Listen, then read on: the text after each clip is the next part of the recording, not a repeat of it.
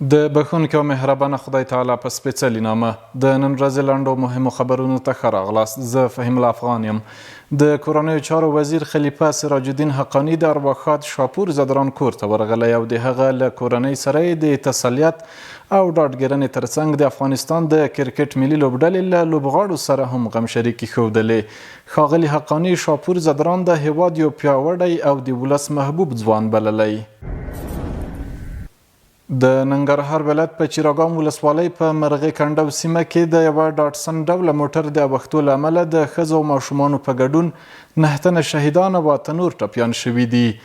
د ننګرهار امنیه قمندانۍ وایاند سید طیب احمد ویلي د پیښې ټپیان د روداتو ولسوالۍ روغتون ته لیږدول شوي او د پیښې د رامنځته کېدو په اړه څېړنې روانې دي. د کرنې اوبو لګولو او مالدارۍ وزیر مولوي عطاالله عمري هند ته د خپل رسمي سفر په دوام د دغه هیواد د سوداګرۍ او صنایعو د خونو د فدراسیون له مسؤلینو سره لیدنه کې د افغانستان د کرنې اوبو لګولو او مالدارۍ په برخو کې د اقتصادي همکاریو د پراختیا او پانګونې د جلبولو په اړه خبرې کړې دي. د میدان وردګ ولایت وردګ پوهنتون علمي اداري او څیړنیزو فعالیتونو د ارزونې په موخه د لوړو زده کړو وزارت تضمین کیفیت او اعتبار ورکونې ریاست پلاوي یاد پوهنتون ته سفر وکړ.